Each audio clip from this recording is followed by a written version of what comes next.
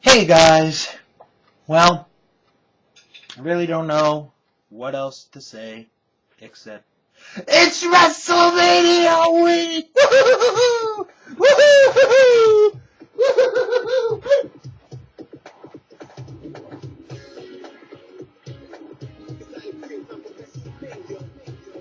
WrestleMania week!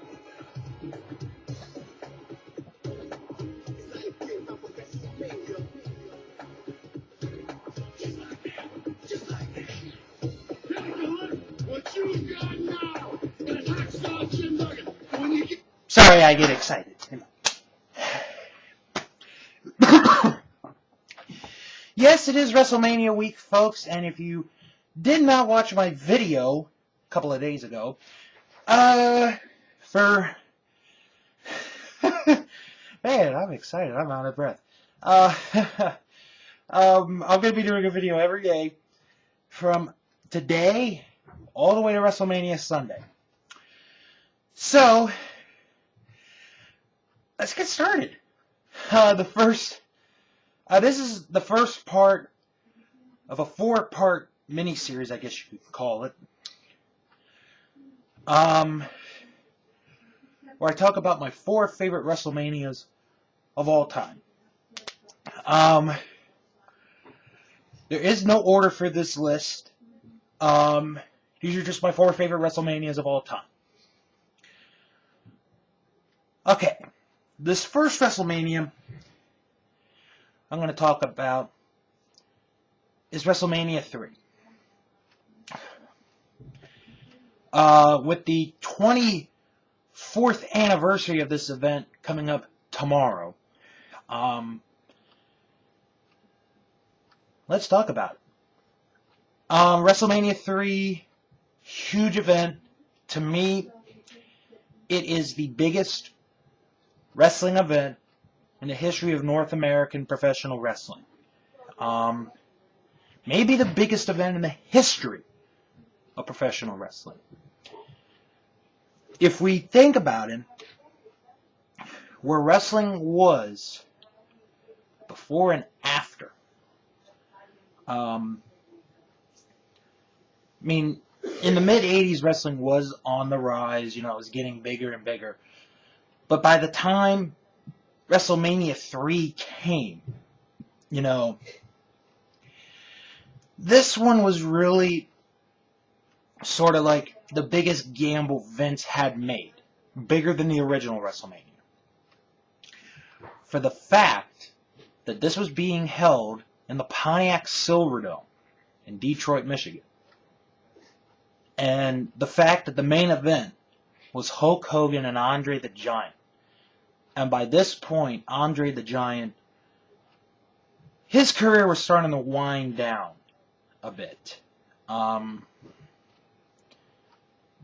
So Vince made the decision of Hogan and Andre for the main event of WrestleMania 3. Which, in hindsight, at that time, was the biggest main event in the history of wrestling. Because you have Andre the Giant, who for 15 years had never lost a match. And then you had Hulk Hogan, who'd been World Wrestling Federation champion for 3 years going.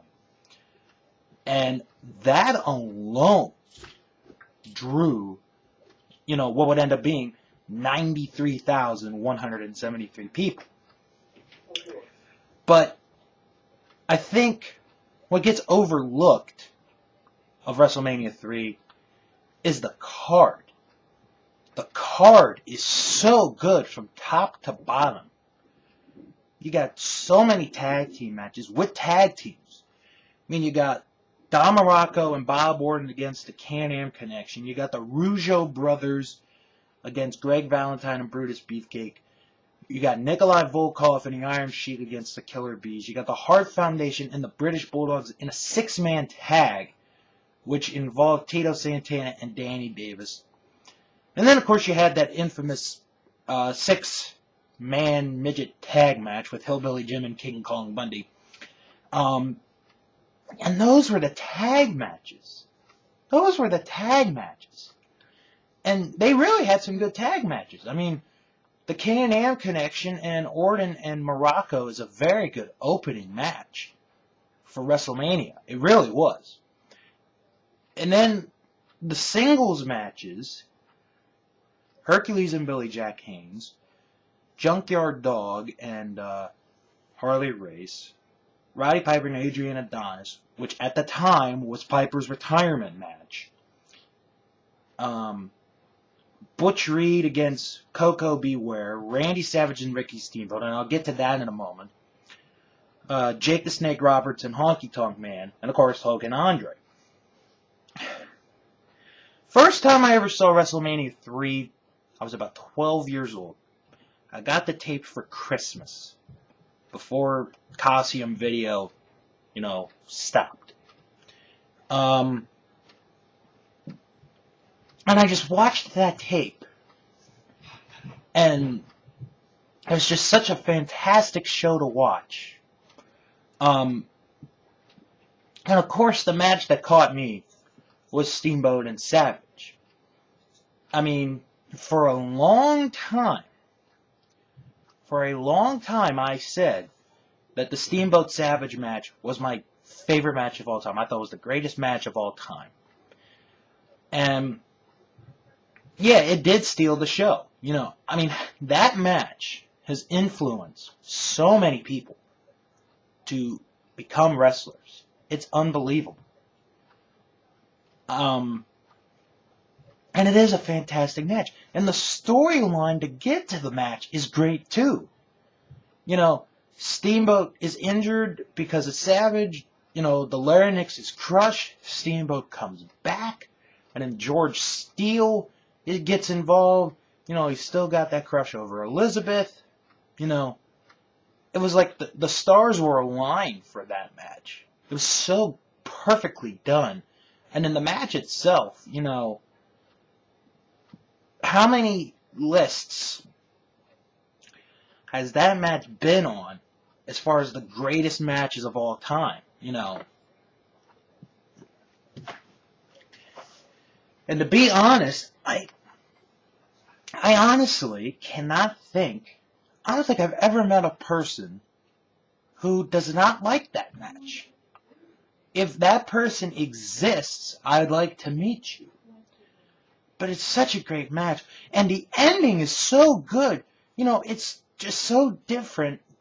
I mean, they could have gone either way. They could have done the elbow drop or the crossbody block. But it's just a simple, small package, and it's it. That's how great that ending is. And in the main event, of course, Andre and Hulk. It isn't the greatest match in the world. But the build to that was so well done. I mean, I'm watching it on the, seasons of Superstars of Wrestling, hyping it up to WrestleMania III. It's just done so well. It's scary. I mean, we may never see that again, the way that's hyped. It's fantastic.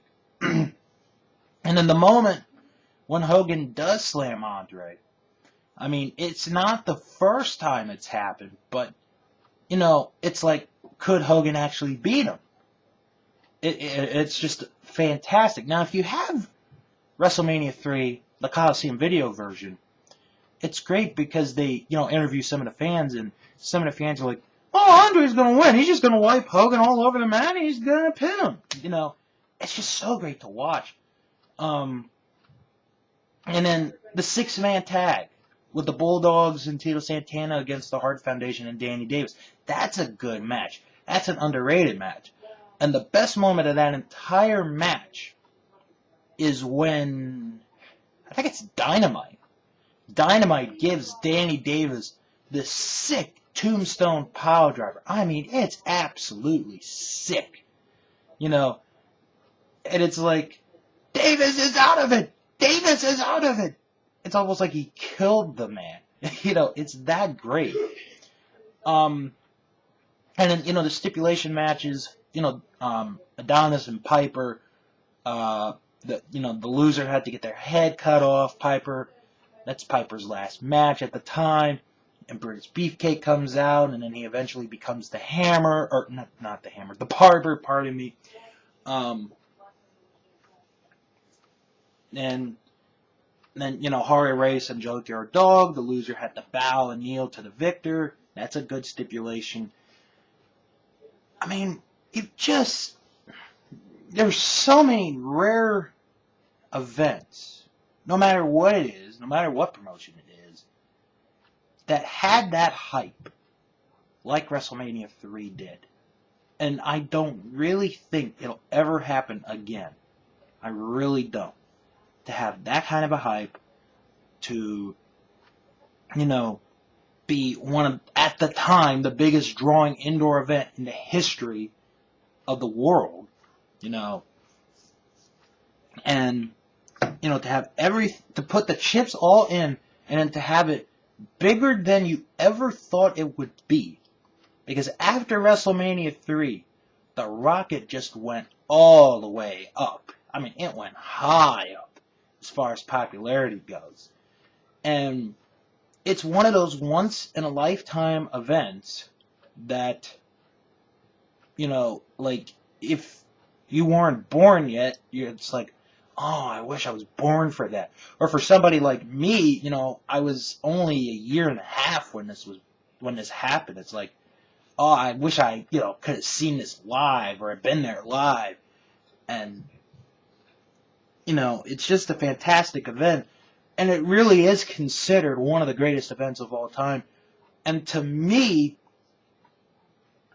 not only do I think it's one of the greatest events of all time, I think it's maybe the most important event in wrestling history for the fact that if this WrestleMania did not work, if this WrestleMania bombed, we may not be having WrestleMania 27 this Sunday.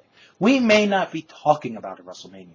We may just be making jokes of WrestleMania, for the last 20 years. But Vince knew what he was doing. He put the chips in, gambled it all on Hogan and Andre, got 93,000 to come in, and 24 years later, this event is still talked about as one of the greatest events of all time. And it really is. Alright, I hope you guys enjoyed the opening video of WrestleMania week right here on my YouTube channel. Tune in tomorrow where I talk about another of my favorite WrestleManias.